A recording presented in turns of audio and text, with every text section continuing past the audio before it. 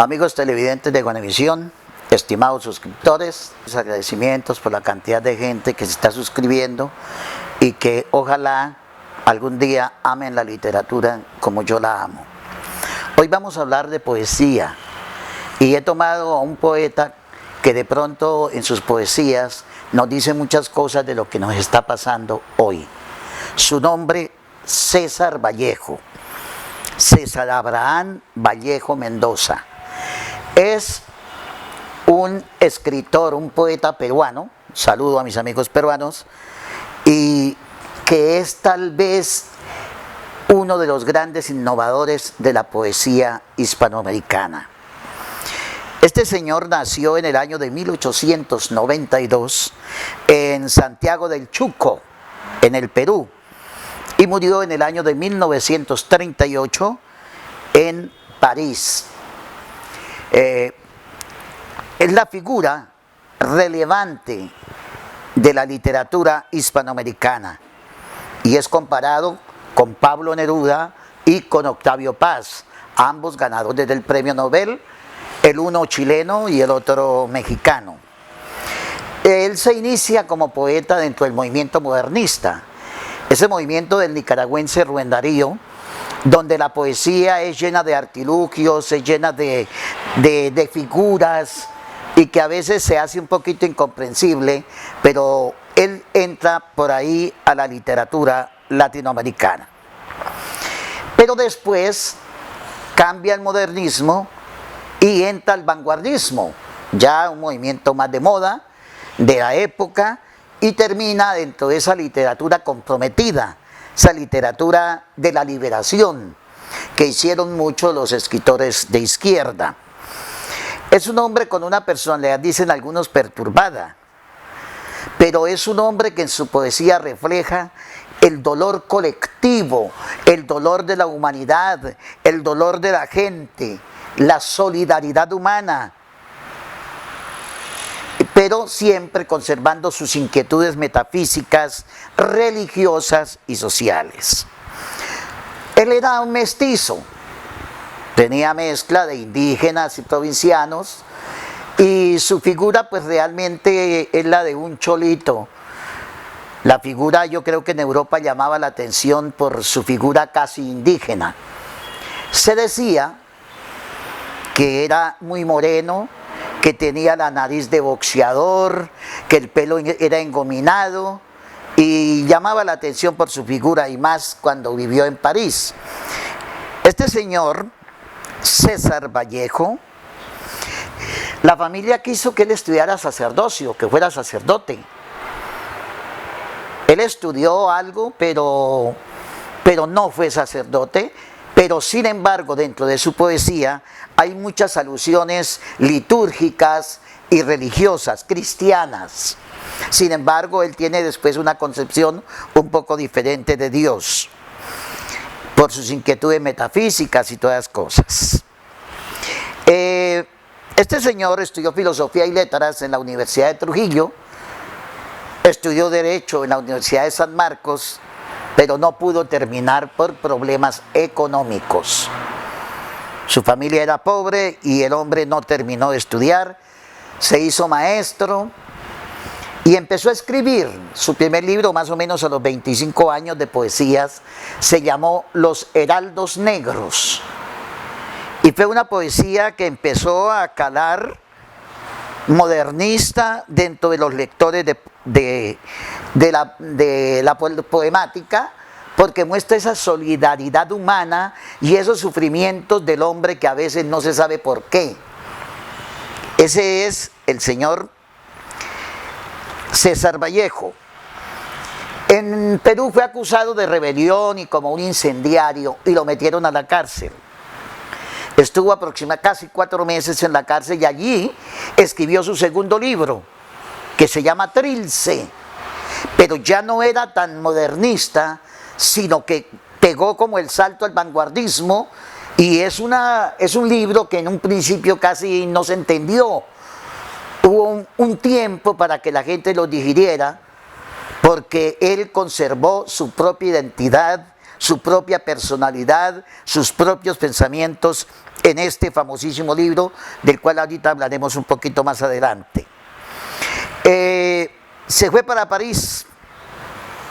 Él, con el problema que había sufrido en su patria, que lo tuvieron preso, en el año de 1923 se fue para París y nunca más volvió al Perú. De París viajó a Rusia y a España. Y lo aman los españoles. Si ustedes quieren, entren a algunos videos de conferencias sobre César Vallejo en España y lo adoran. ¿Por qué? Porque él estuvo ayudando a la resistencia en el momento de la Guerra Civil Española. Él pidió plata para ayudar a que no llegara la dictadura de Francisco Franco. Estos dos libros pues lo catapultaron.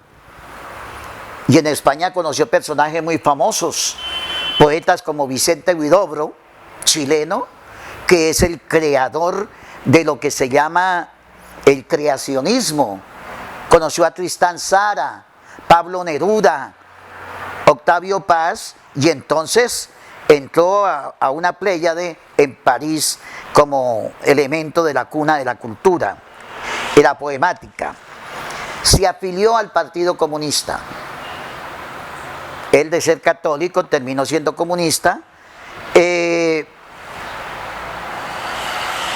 Reunió, como dije, dinero para España, y la preocupación de él era como una especie de renovación de la poesía, pero con total independencia. A pesar de que era marxista, también incursionó en el marxismo, él mantenía su propia identidad, sus preocupaciones filosóficas, políticas, sociales, estéticas, y tenía una sensibilidad inmensa por el dolor humano. Este es César Vallejo, un hombre extraordinario. En Trilce, como les decía, que fue difícil de digerir al principio, pues él adopta el verso libre, es decir, él rompe los esquemas de cómo se hacía poesía en la época. La rima, la métrica, todas esas cosas, y él la rompe. Empieza con el verso libre, la métrica y totalmente desigual, etcétera, etcétera. Sin embargo, sigue manteniendo las figuras literarias, por supuesto. Su poesía está llena de sinestesias, de onomatopeyas, de retruécanos, de personificaciones, y rompe también con la lógica y la sintaxis. La redacción de esas poesías a veces como que le dicen a uno, bueno, pero aquí ¿por qué dice esto y pasa esto? Es un poeta extraordinario el señor César Vallejo, y tienen los peruanos en él a un ejemplo de lo que es la poesía y cómo son esos grandes mensajes. Hablaba de la opresión del hombre, de la muerte, de la soledad en la vejez.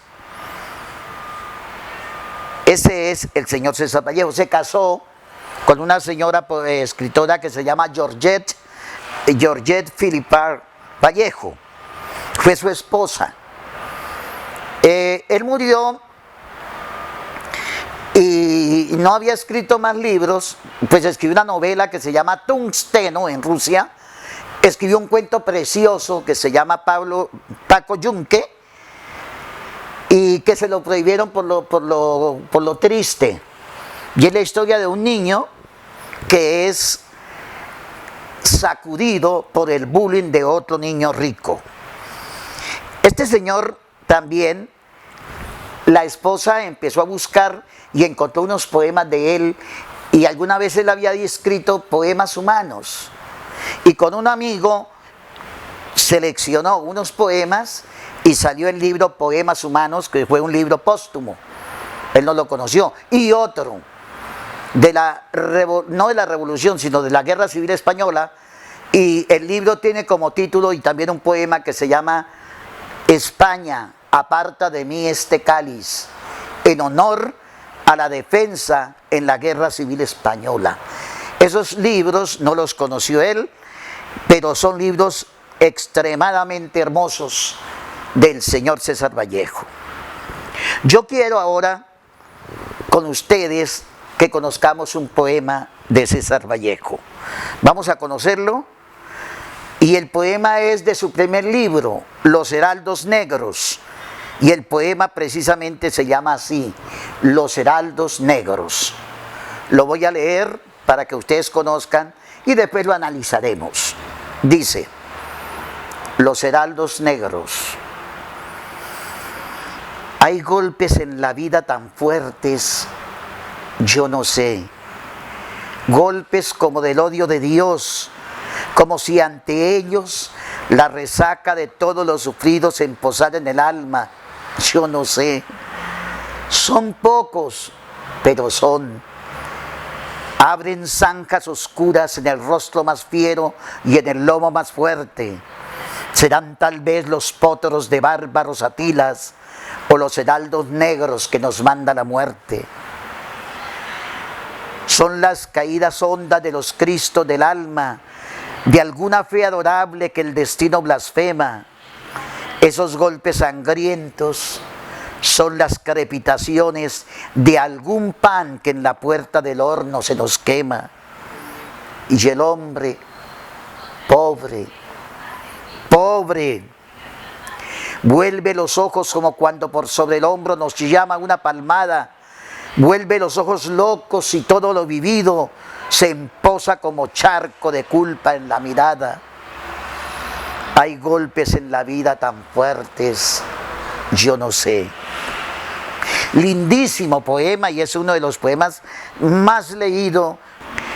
Aquí podemos ver que él cambia un poquito esos artilugios, esa fantasía, esas palabras tan rebuscadas a veces en el modernismo.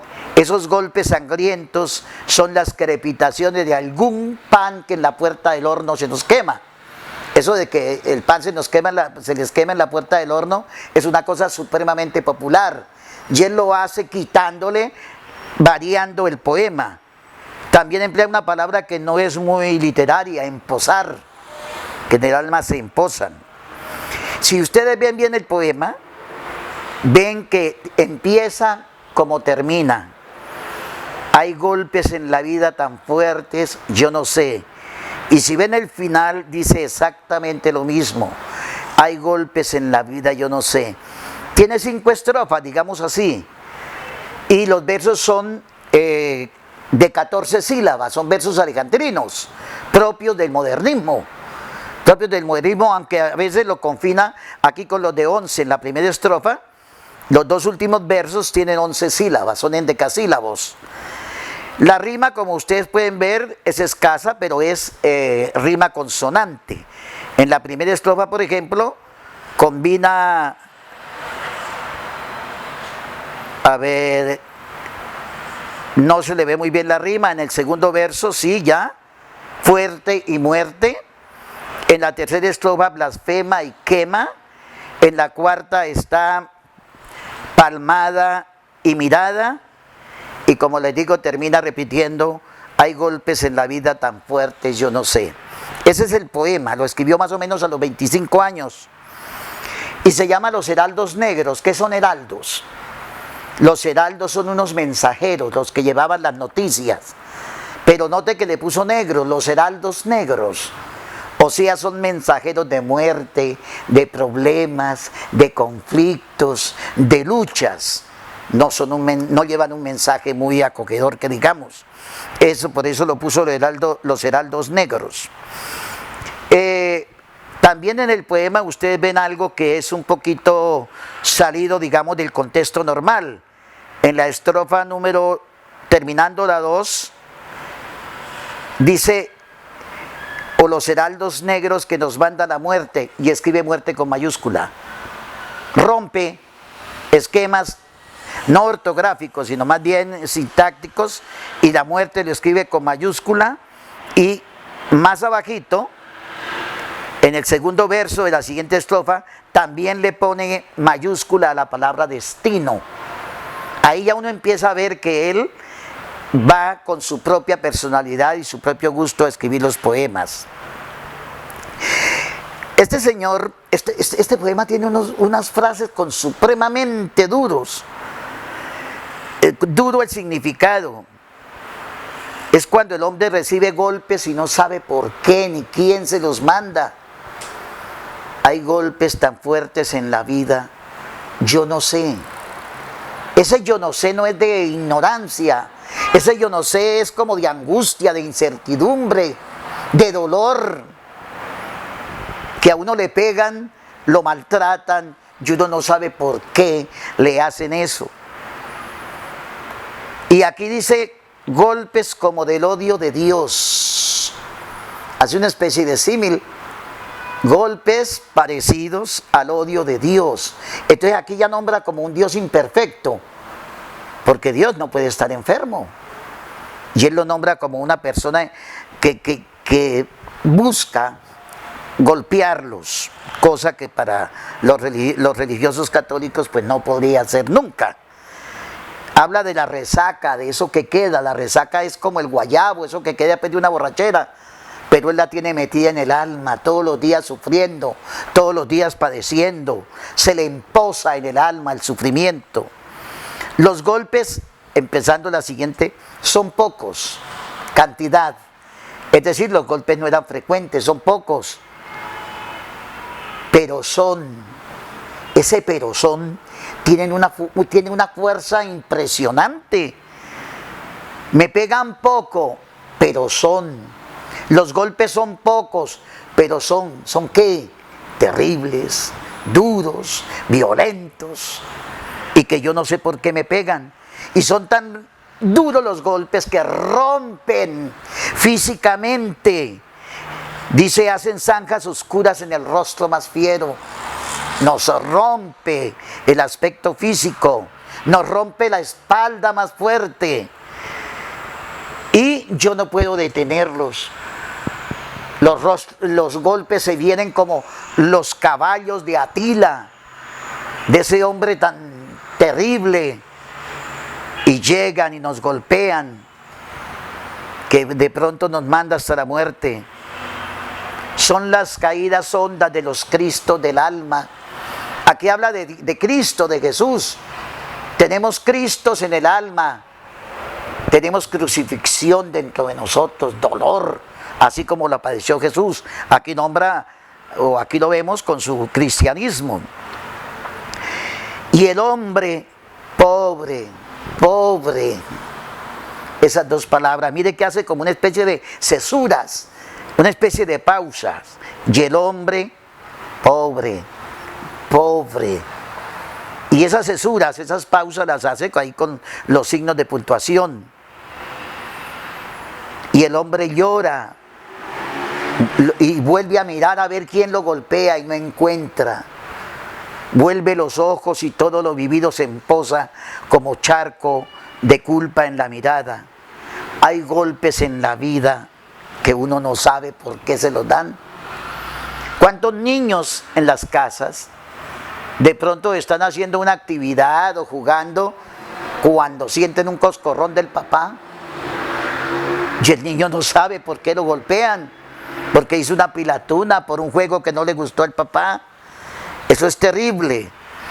Entonces la humanidad, como dice César Vallejo, está avasallada por los problemas. Hay tristezas. El hombre es impotente. Este es el poema Los Heraldos Negros. Un poema que nos dice que nosotros sufrimos sin saber por qué. Nosotros no era que fuéramos muy felices, pero estábamos relativamente bien cuando pronto sentimos el golpe tremendo de la pandemia. ¿Quién la mandó? ¿Por qué? ¿Por qué yo? Dirán los familiares de las víctimas. ¿Por qué mi mamá? ¿Por qué mi papá? Ahí está reflejado en la realidad lo que dice César Vallejo. El hombre está sufriendo golpes y no se sabe por qué. Maravilloso poema que ustedes deben leer. Este señor siguió escribiendo y él nunca deja sus creencias cristianas, como lo vemos, nombra a Dios, nombra a Cristo. Hay un poema que vamos a leer a continuación y se llama Masa. Pertenece al libro de España, Aparta de mí este cáliz. Y para mí es uno de los grandes poemas que he leído en mi vida profesional y en mis lecturas de poesía. Aquí totalmente la sintaxis está rota, hay también pausas, no hay rima, los versos son libres, y es una forma de escribir así el señor César Vallejo, tan extraordinario poeta. Masa. Al fin de la batalla y muerto el combatiente, vino hacia él un hombre y le dijo: no mueras, te amo tanto. Pero el cadáver, ay, siguió muriendo. Se le acercaron dos y repitiéronle: no nos dejes, valor, vuelve a la vida. Pero el cadáver, ay, siguió muriendo. Acudieron a él 20, 100,000, 500,000, clamando tanto amor y no poder nada contra la muerte. Pero el cadáver, ay, siguió muriendo. Le rodearon millones de individuos con un ruego común: quédate, hermano. Pero el cadáver, ay, siguió muriendo. Entonces todos los hombres de la tierra le rodearon, les vio el cadáver triste, emocionado, incorporóse lentamente, abrazó al primer hombre y echóse a andar. Lindo poema, donde nos dice que los hechos pueden accionar a las personas. Era un hombre que había luchado en su vida y había fallecido, y era muy querido por la gente, y querían que resucitara. Y aquí vemos nosotros la resurrección, y eso es netamente cristiano. El único que pudo resucitar a alguien fue Jesús cuando resucitó a Lázaro. Nadie más ha podido. Y aquí en el poema hay una resurrección. Al final, cuando ve tanta gente, cuando no le dicen nada, el hombre se levanta, abraza y sigue tal vez la lucha. Ese es el poema Masa. ¿Qué nos dice el poema? Que nosotros, si nos toca morir por una causa, tenemos que hacerlo. Pero no uno, ni dos, ni 500,000, sino toda la humanidad. Cuando se rompe la masa, cuando somos individuos con las mismas creencias, podemos hacer resucitar muchas cosas. Es el poema. Y el primer hombre, por ejemplo, llega y le dice que se levante. El muerto no es un héroe, es una persona común y corriente, no sabemos quién es. Lo que sí sabemos es que es un luchador por la vida, que es un luchador por la libertad, que es un luchador contra las injusticias. Y llega un hombre, pero él no se puede levantar, y termina diciendo: pero el cadáver, ay, siguió muriendo. Aquí hay una contradicción. Si dice el cadáver ya estaba muerto, no puede seguir muriendo. Eso se llama oxímoron. Y ese ay es impresionante. El ay, que lo repite en las 3 o 4 primeras estrofas, es el grito de la humanidad por el sufrimiento. Es el grito del hombre por la lucha, por acabar muchas cosas, por resucitar cosas que tienen que resucitar. En la segunda estrofa dice: no nos dejes. Pero esto no es voluntad de él, pararse y decir: ya resucité. Hay cesuras, como dije. En la tercera estrofa ya llegan millones de personas, 500,000. Dice, se llama hermanos. Aquí en esta estrofa le dice: quédate, hermano. La palabra hermano es eminentemente evangélica. Los hombres somos hermanos porque somos todos hijos de Dios.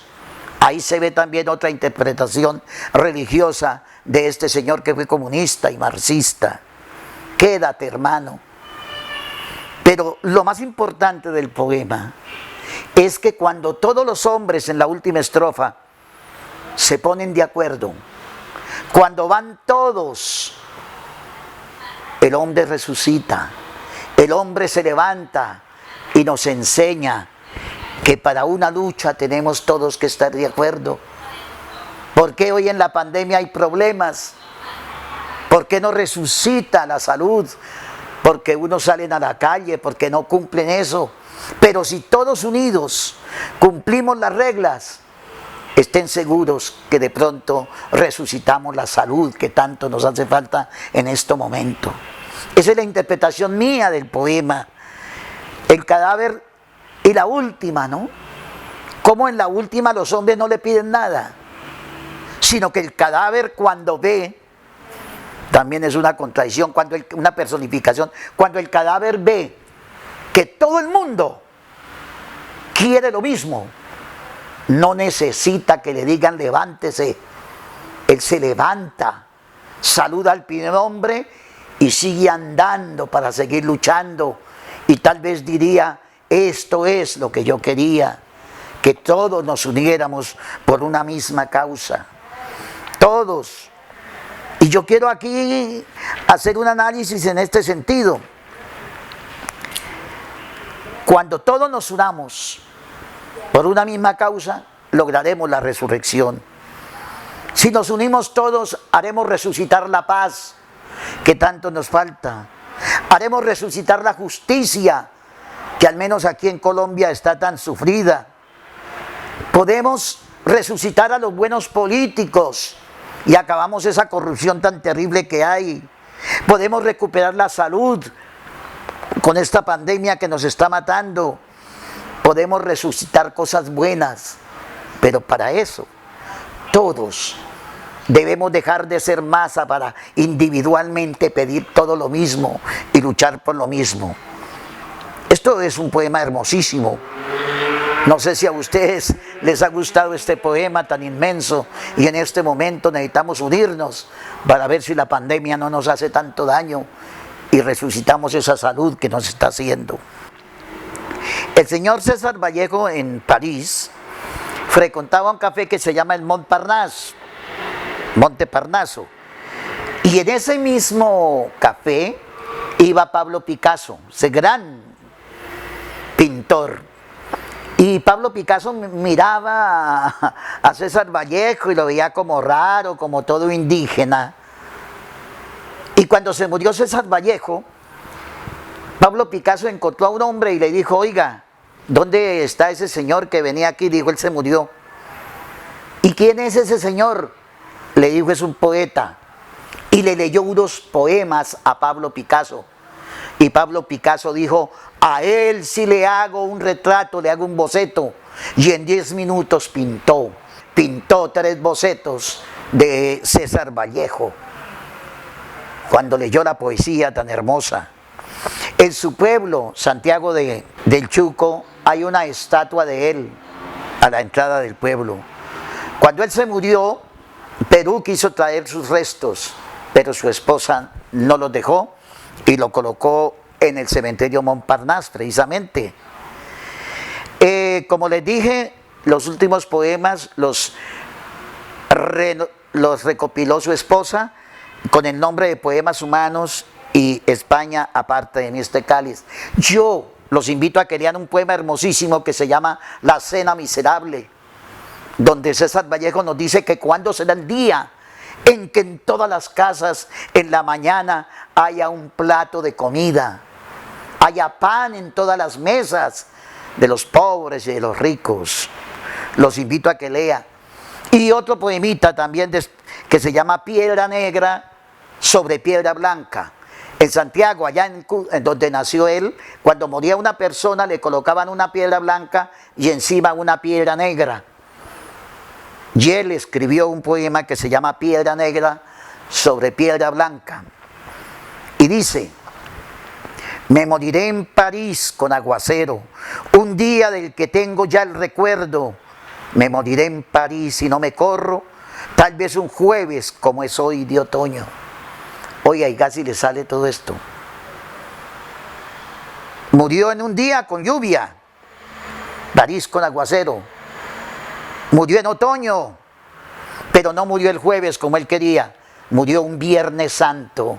El señor César Vallejo casi hace la premonición de su muerte. Ese es, señoras y señores, César Vallejo. Y termino estudio que hice sobre César Vallejo, dándoles a ustedes algunas frases increíbles de este extraordinario poeta.